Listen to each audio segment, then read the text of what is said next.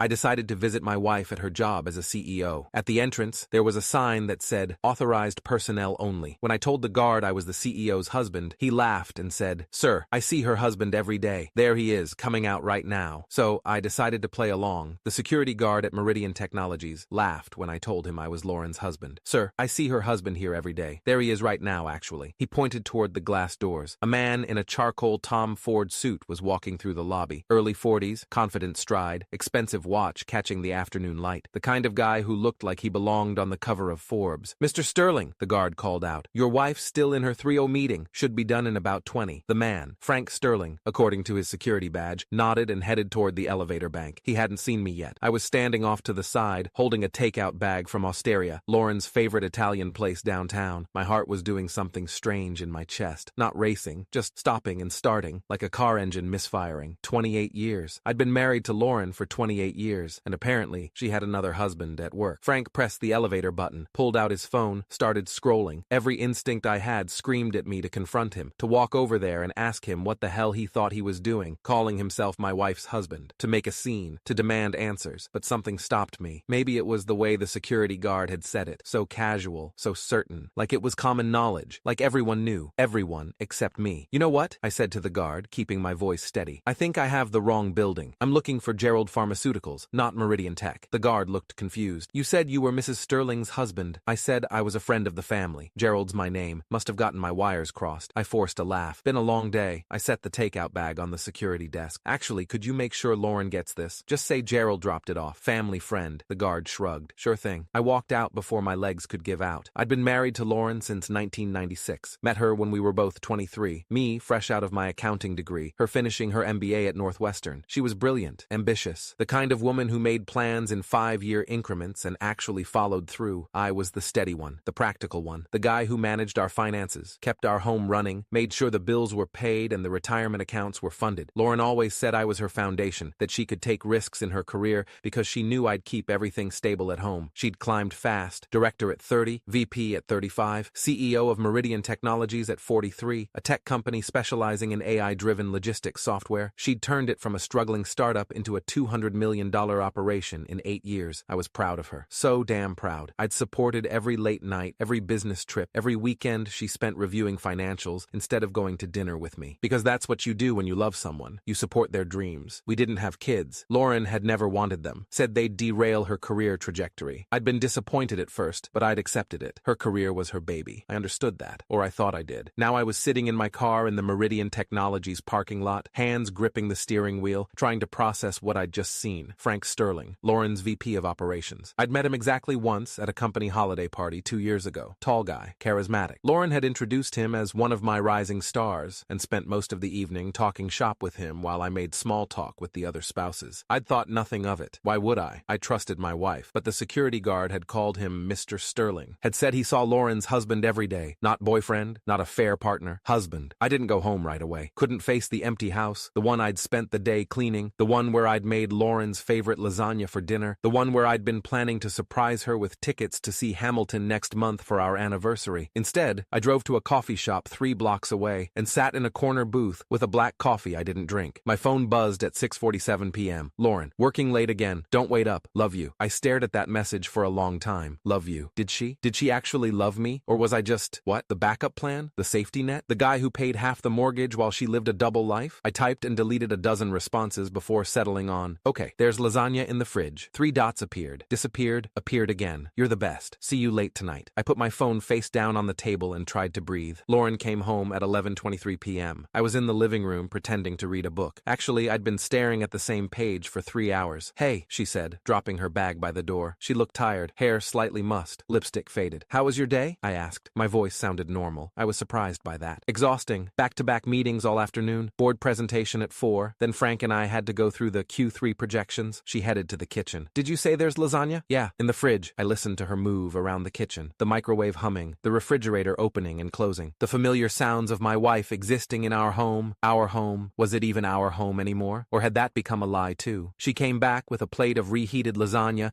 and sat in the armchair across from me. "This is perfect. I'm starving. I actually stopped by your office today," I said casually. "Brought you lunch from Osteria." She paused, mid-bite, just for a second, a tiny hesitation that most people wouldn't notice. But I'd been been married to her for 28 years, I noticed. You did? I didn't get anything. I gave it to Frank Sterling. Figured he could pass it along. Oh, she took another bite. Chewed. Swallowed. He didn't mention it. Maybe it got lost in the shuffle. Busy day, you know. She was lying. Perfectly. Not a single crack in her composure. How is Frank? I asked. Nice guy? He's great. Best VP I've ever worked with. Really gets the vision, you know? We're in sync on pretty much everything. In sync. That's good. Important to have a strong working relationship. Absolutely. She smiled at me. The same smile I'd fallen in love with 28 years ago. Thanks for trying to bring me lunch, though. That was sweet. Anytime. We sat there for a while. Her eating lasagna, me pretending to read. Like a normal married couple on a Tuesday night. Except nothing was normal anymore. I waited until she was asleep. Lauren always slept deeply. Years of running on caffeine and adrenaline had trained her to shut down completely when she finally crashed. By midnight, she was out cold. I went to her study. The door was never locked. Why would it be? I was her husband. She trusted me. Her laptop was on the desk, closed but not locked. I knew her password, had known it for years. It was our wedding date, 061596. I opened the laptop, my hands shaking slightly, feeling like a criminal in my own home. Her email was already open, thousands of messages. I didn't know where to start, so I started with her calendar. The appointments looked normal at first glance, meetings, board calls, conferences, but then I started noticing patterns. Dinner with F, 7 outdoor p.m. at Il Posto. That was 2 weeks ago. Il Posto was a romantic Italian restaurant in the West Loop. Candlelit tables, live piano music, not a place you take your VP for a business dinner. Weekend retreat, Grand Geneva Resort scheduled for last month. I scrolled to the resort's website, $450 a night for the suites. Lauren had told me it was a women's leadership conference. I pulled up her credit card statements, found the charge for Grand Geneva, 2 rooms, both on the corporate card. No, wait, 1 room. The other charge was canceled. 1 room, 2 people. My stomach dropped. I kept digging, found more dinners, more trips, a pattern spanning back nearly 3 years, but it was all coded, all deniable. Business dinners, corporate retreats, team-building exercises. Except Frank's name appeared on every single one. I closed the laptop and went to the bedroom, stood in the doorway watching Lauren sleep. She looked peaceful, innocent. I'd trusted her completely, never questioned, never doubted, and she'd been lying to me for 3 years. The next morning, I called in sick to work. First time in 6 years. I was a senior accountant at Monroe & Associates, a mid-sized firm in the Loop. Good job, stable, boring. The kind of career that pays the bills but doesn't make for interesting dinner party conversation. Lauren made 3 times what I made. I'd never resented that. Her success was our success, or so I'd thought. After Lauren left for work, kissing my forehead and telling me to feel better, I started really digging. I went through every drawer in her study, every file cabinet, every box in her closet, in the back of her jewelry drawer,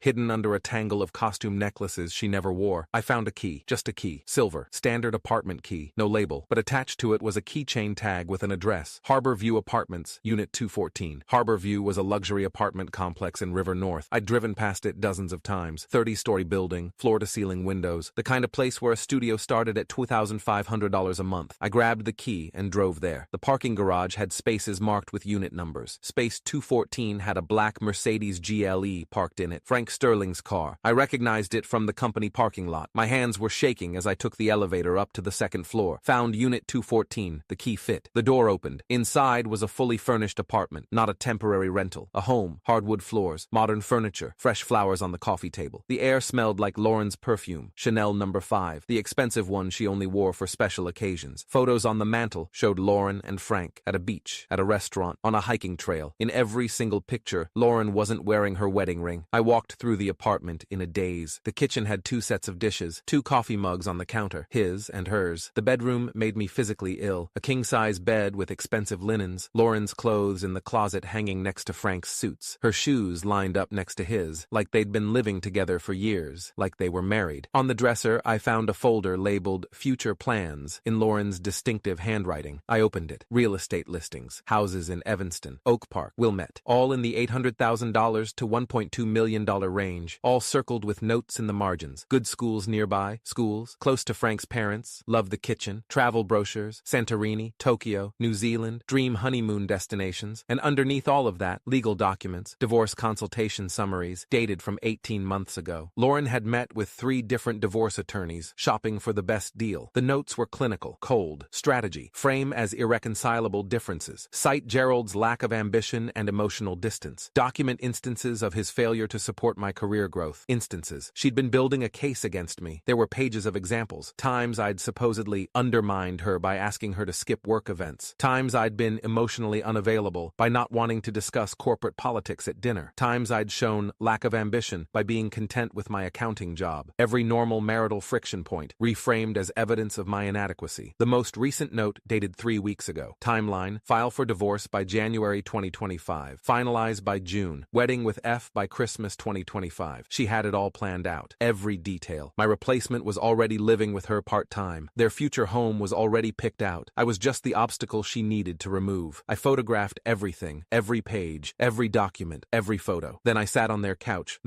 in their apartment, in their secret life, and tried to process the fact that my 28-year marriage had been a lie for at least 3 years. I went back to my car and just drove. No destination, just drove. My phone rang at 3:47 p.m. Lauren. I let it go to voicemail. She called again at 4:15 p.m., then 4:32 p.m., then sent a text. Where are you? Are you feeling better? I didn't respond. At 6 p.m., I pulled into a parking lot and finally listened to her voicemails. Hey honey, just checking in. Hope you're feeling better. Call me when you get this. Gerald. I'm getting worried. You're not answering. Are you okay? Seriously, where are you? I'm about to call hospitals. Please call me back. The concern in her voice sounded so real, so genuine. She was good, really good. I called her back. Oh, thank God, she answered immediately. Where have you been? I was so worried. Just drove around. Needed to clear my head. I'm fine. You scared me. Are you coming home? Home. What a joke. Yeah, I'll be there soon. Good. I'm leaving work early. I'll pick up Thai food on the way. Your favorite. My favorite. She still remembered my favorite food. Still pretended to care about the small details. Sounds good. Love you, she said. Yeah, I replied. You too. I hung up before she could hear the crack in my voice. That night, we ate Thai food at our dining room table. Lauren told me about her day. Some crisis with a client, a difficult board member, the usual corporate drama. I nodded in the right places, made appropriate comments, played the role of supportive husband, all while knowing that in a few months, she planned to divorce me and marry Frank Sterling. After dinner, she suggested we watch a movie. We settled on the couch, her head on my shoulder, just like we'd done 1,000 times before. Except now I could smell her perfume, the expensive one, and I knew she'd been at that apartment today, living her other life, with her other husband. Gerald, she said, during a quiet moment in the movie. Yeah? Are we okay? You seem distant. Distant. That word from her notes. Part of her case against me. I'm fine, just not feeling great still. Okay. She squeezed my hand. Let me know if you need anything. I will. We finished the movie, went to bed. She fell asleep almost immediately, curled on her side. I lay awake until 3 a.m., staring at the ceiling, planning my next move. The next morning, I called in sick again. Lauren left for work at 7:15 a.m., kissing my forehead and telling me to rest. The second she was gone, I went back to her study. I'd been an accountant for 22 years. I knew how to find financial irregularities, and now that I knew what I was looking for, the pattern was obvious. Our joint checking account showed consistent deposits from both our paychecks. Mine, $6,200 monthly after taxes. Lauren's, roughly $11,000 monthly after taxes. But our expenses, mortgage, utilities, groceries, insurance, everything, came to about $8,500 monthly. We should have been saving about $8,700 a month. Over 3 years, that should be over $300,000 in savings. Our savings account had $47,000. Where had $250,000 gone? I pulled up Lauren's personal credit card. The one she claimed was for business expenses that get reimbursed. Harborview Apartments, $3,200 monthly rent for 3 years, $115,200. Furniture, $24,000 in purchases from West Elm, Pottery Barn, Crate and Barrel. Travel, $31,000 to various luxury destinations. Dining, hundreds of charges at expensive restaurants. She'd been funding her entire secret life with our joint money, my money. While I'd been eating leftovers and driving a 10-year-old Honda Civic, she'd been playing house with Frank Sterling in a $3,200 a month apartment using money I'd earned. I documented everything, downloaded 3 years of bank statements, credit card records, investment account transfers. Then I started looking at Meridian Technologies' corporate filings. This was where my accounting background really paid off. I knew how to read financial statements, how to spot irregularities, how to see the story behind the numbers, and the story was damning. Lauren had been restructuring the company, quietly, without board approval, to position Frank Sterling as her successor. She'd moved resources into his department, given him control over key accounts, positioned him for a promotion to COO, a position that didn't exist yet. She was building him a golden ladder to the top while making herself look like a kingmaker. But she'd done it by redirecting company resources without proper authorization, by making financial decisions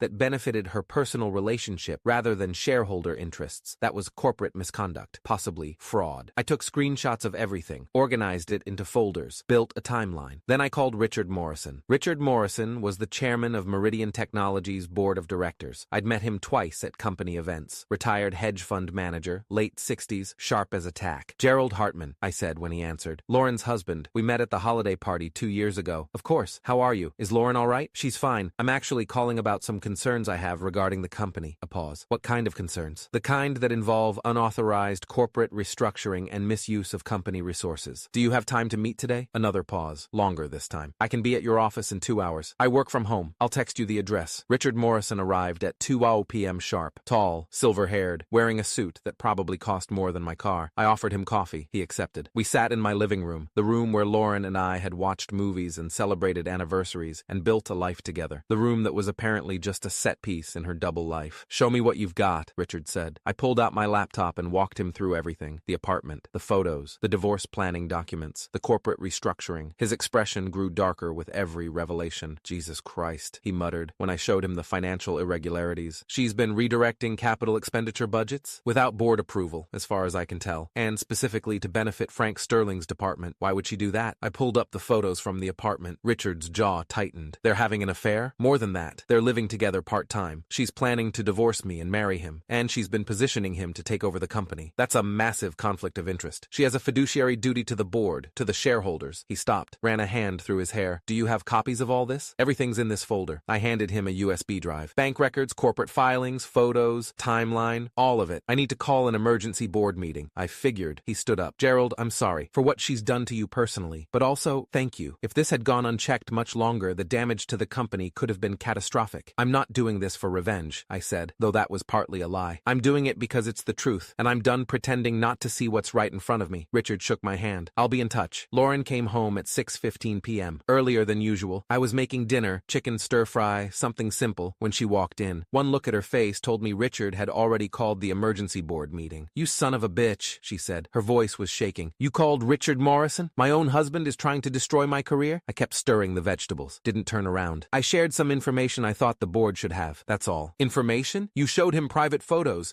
You went through my personal files. Your personal files in our shared apartment. Your personal life funded by our joint bank account. She grabbed my arm, spun me around. This is different. This is my professional reputation. And sleeping with your VP while restructuring the company to benefit him personally? That's professional? Her face went pale. What do you want? She asked quietly. Money? The house? What? I don't want anything from you, Lauren. You set this in motion 3 years ago. I'm just refusing to be the fool while you execute your plan. What plan? I pulled out my phone, showed her the photos I'd taken at the apartment, her face in every picture, the folder labeled Future Plans. This plan, the one where you divorce me by January, marry Frank by Christmas, and live happily ever after in your Evanston dream home. She sat down heavily on a kitchen chair. How did you? I found the key to your other life. Gerald, 28 years, Lauren. I supported every decision you made, every late night, every business trip, every sacrifice, because I loved you, because I thought we were building something together. You were building an exit strategy, and I was funding it. She started crying. Real tears this time, not the manipulative kind. I'm sorry. I never meant for it to happen like this. How did you mean for it to happen? Were you going to tell me before or after you filed for divorce? She didn't answer. That's what I thought. I turned off the stove, grabbed my keys. Where are you going? She asked. Hotel. I'll have divorce papers drawn up by Monday. Wait, there's nothing left to say, Lauren. You made your choice years ago. I'm just catching up. I filed for divorce that Monday. Hired Jennifer Kowalski, a family law attorney with 23 years of experience. She looked at my evidence and whistled. This is one of the clearest cases of marital misconduct I've ever seen. The secret apartment, the financial deception, the documented timeline of her planning to leave you. You're going to do very well in this divorce. I don't care about doing well. I just want out. You should care. She used marital funds to support an affair. That's financial infidelity. Illinois law takes that seriously. The board meeting happened that same afternoon. I wasn't there,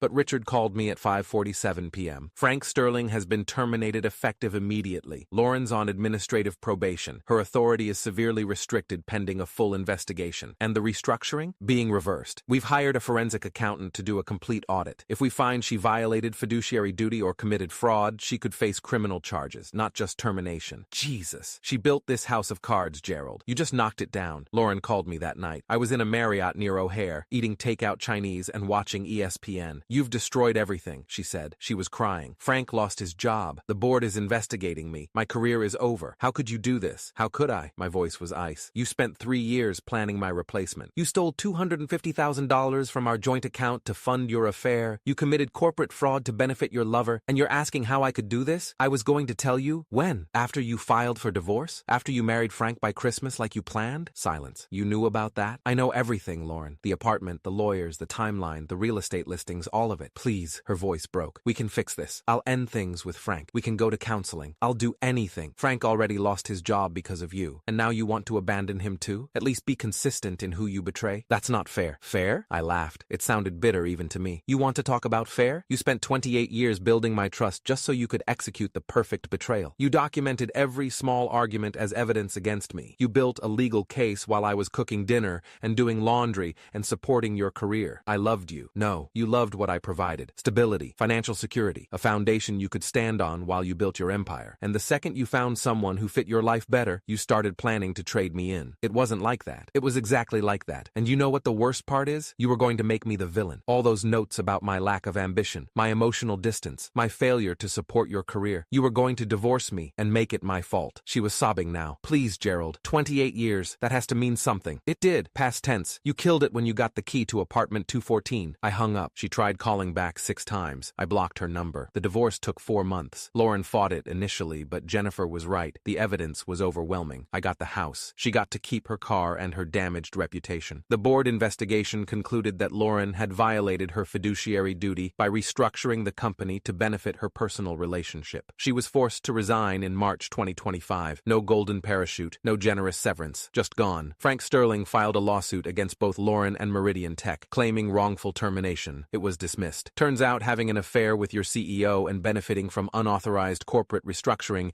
is actually a fireable offense. Last I heard, they broke up 3 months after everything collapsed. Frank blamed Lauren for ruining his career. Lauren blamed Frank for not being worth the sacrifice. Neither of them took any responsibility for their own choices. I sold the house in June. Too many memories, too many ghosts. Bought a condo in Lakeview. Smaller, simpler. Mine. Started dating again in August. Nothing serious, just testing the waters, learning to trust again. It's slow going. My therapist, Dr. Sarah Chen, clinical psychologist with 18 years of experience, says that's normal. That betrayal trauma takes time to heal, that I shouldn't rush it. I'm not rushing anything anymore. One day at a time. One choice at a time. One truth at a time. I ran into Lauren once, about 8 months after the divorce finalized. She was at Whole Foods, looking at organic vegetables. She'd lost weight, looked tired. Our eyes met. She froze. I nodded. Kept walking. She didn't follow me. Part of me wondered if I should feel sorry for her. She'd lost everything. Her career, her relationship, her reputation. But then I remembered apartment 214, the folder labeled future plans, the cold, calculated notes about building a case against me, and I didn't feel sorry anymore. I just felt free. 2 years after everything exploded, I got a LinkedIn message from Frank Sterling. I know you have no reason to talk to me, but I wanted to apologize for everything. I knew she was married. I knew what we were doing was wrong. I told myself the marriage was already over, that we were in love, that it justified everything. It didn't. You deserved better. So did everyone at Meridian. I'm sorry. I stared at that message for a long time, then I closed it without responding. Some apologies come too late to matter. Some betrayals don't get forgiveness. And sometimes the best response to someone who helped destroy your life is just silence. People ask me sometimes if I regret how I handled it, if I should have confronted Lauren privately, given her a chance to explain. The answer is no, because she'd had 3 years to explain, 3 years to tell the truth, 3 years to choose our marriage over her affair. She chose Frank, chose the apartment, chose the future she was building without me. I just made sure everyone else knew what she'd chosen. 3 years after the divorce, I'm sitting in my condo on a Saturday morning, drinking coffee and reading the news. My phone buzzes. A text from my girlfriend, Amy, someone I met at a bookstore who knows my whole history and chose me anyway. Brunch at 11? I'm thinking that French place you love. I smile and text back, perfect, see you there. I put down my phone and look out the window at Lake Michigan. The water's gray today, choppy with wind. Behind me, my home is quiet, small, honest. No secret apartments, no hidden lives, no carefully constructed lies, just truth, simple, painful, free. And you know what? That's enough. That's more than enough. That's everything.